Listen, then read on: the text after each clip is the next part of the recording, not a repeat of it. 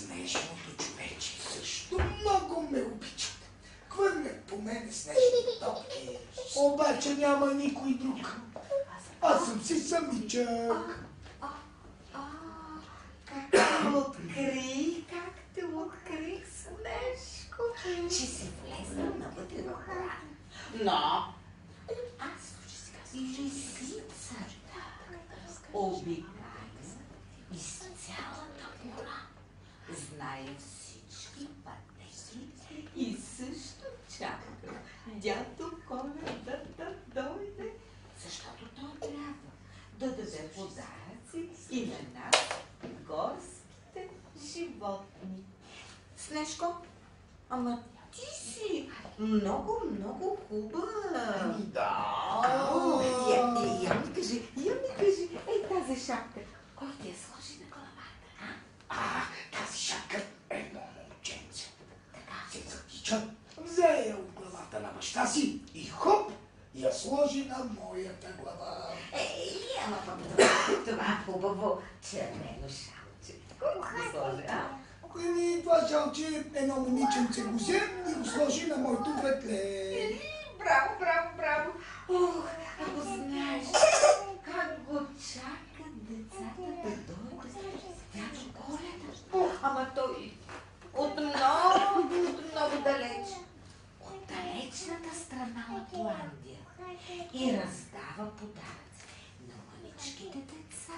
И на големите деца също ще даде подарък. Да.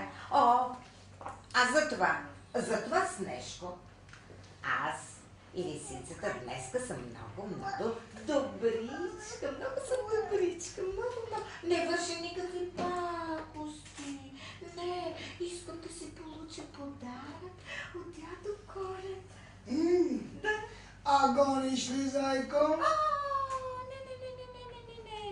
Мога да го видя така някъде, зайко, и мога и така да му махна.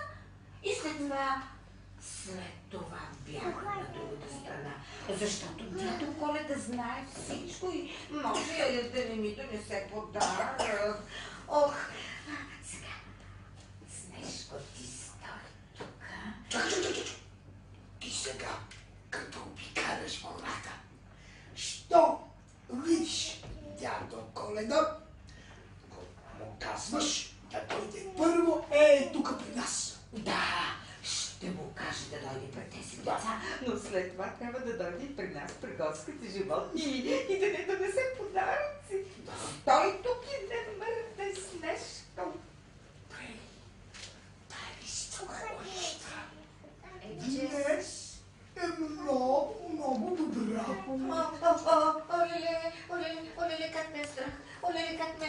Олеле, как ме е страх. Зайко! Да. Ами защо трепериш така? Защото трябва да ти кажа. Какво? Че видях навътре в гората тази лисица, която непрекъснато ме гони. Я чакай. И какво прави, че навътре в гората? Моят приятел Кълбача ми каза, че е видял под един храст една голяма зелка. И аз веднага тръгнах да я търся тази зелка. И какво стана? Погледнах под един храст. Да и? Нямаше и зелката. От друг храст. Нямаше и зелката. И тогава видях лиса. И веднага избягах. Абе, Сайко, няма да се страхуваш. Днеска лиса е много добричка. Тя няма да те гони, защото дядо Коледа ще дойде и тя иска подарък.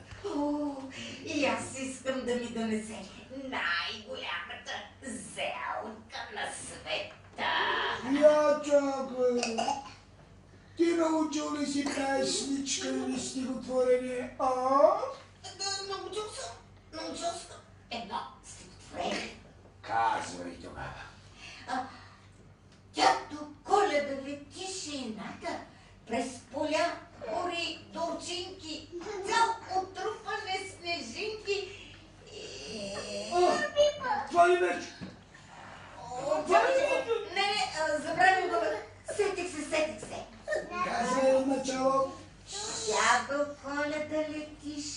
гората, през поля, гори, долчинки, цяло трупане снежинки.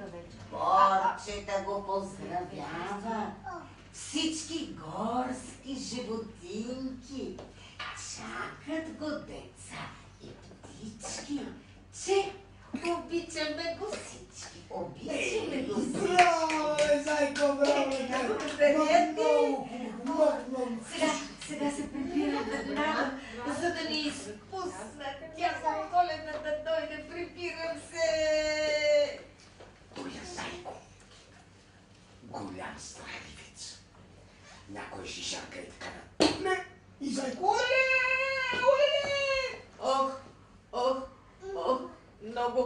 Ох, много се изморих.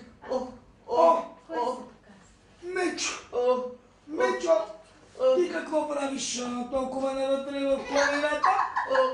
Търся дядо Коледа.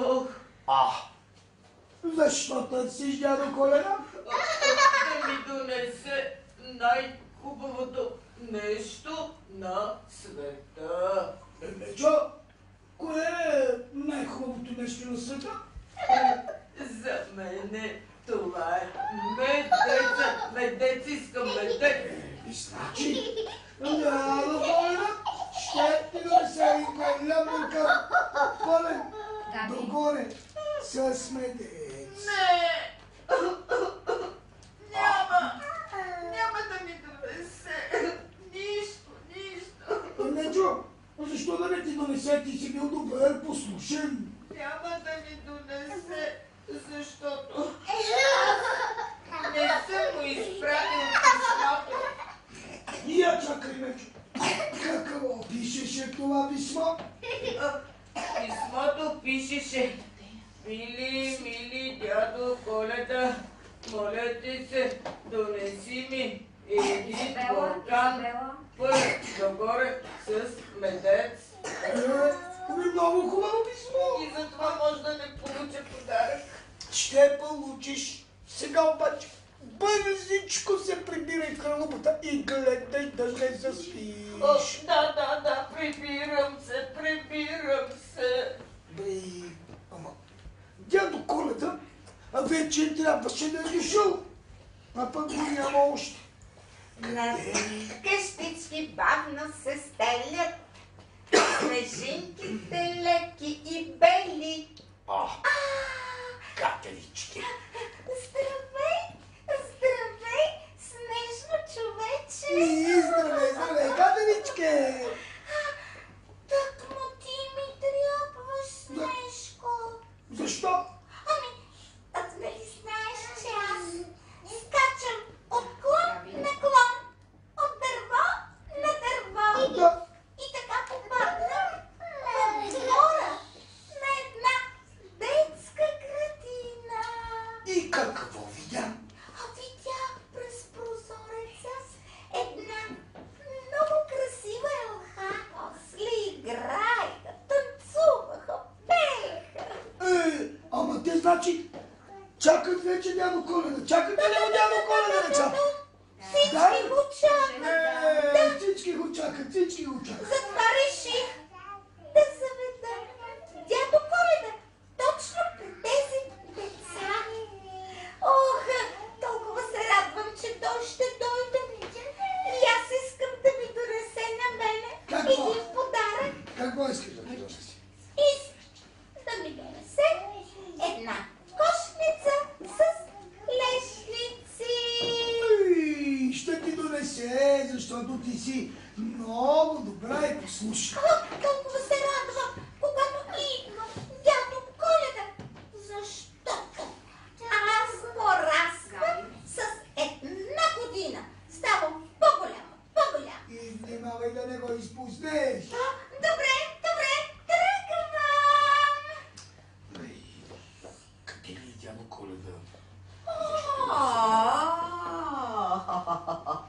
Хитрата лисица знае всичко какво става в гората.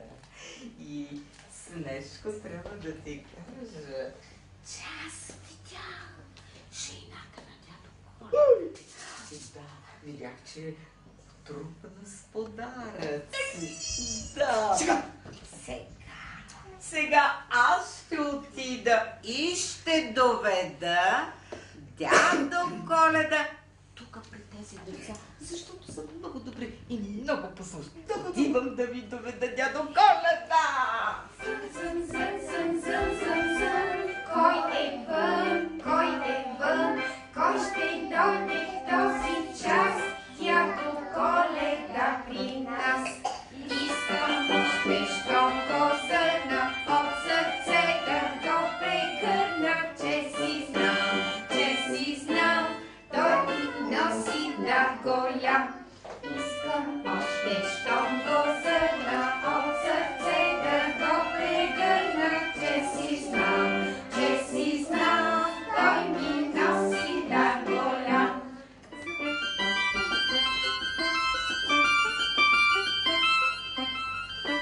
Я да видим кой съм довела, Хайде да бъде поплясваме. Хайде да видим кой е Добър ден, дечица.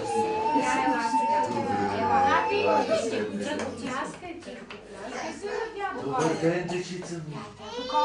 Колко сте ми търпеливи. Чакали сте много. Зная. Няма да се бавя. Идвам много отдалече. И какво ли не видях? Искам в този весел час да прекрача всеки прак, като гост добър и драг. Простете ми, че закъснях, деца, обаче сбърках пътя.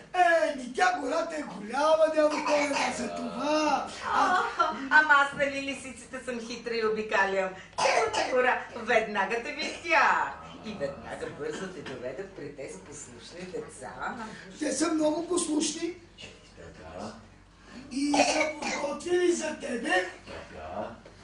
няколко песнички.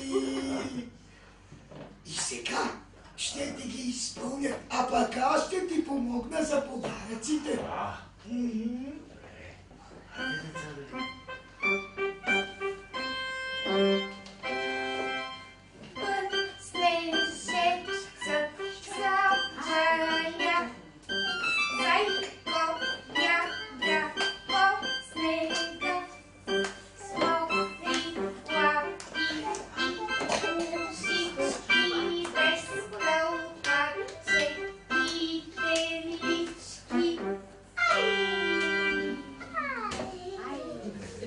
Браво, много хубава песничка изпълнихме, дечица.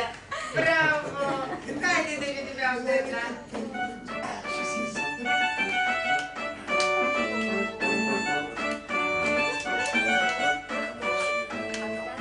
Рой снежинки луди, скачат ръченица, както пещеруди в снежната улица. Ла-ла-ла, ла-ла-ла-ла-ла-ла. Я да видим как пляскате. Хайде. Любим поглед, сляпят весели очички. Какви цари да видим как пляскате? Хайде, въпират кавички.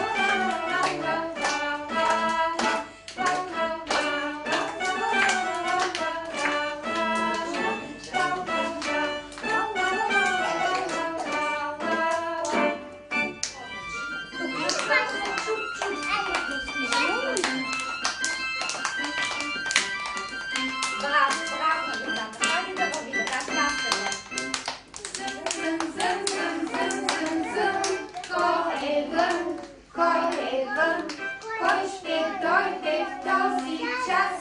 Дядо Коледа при нас. Искам още щом го зърна от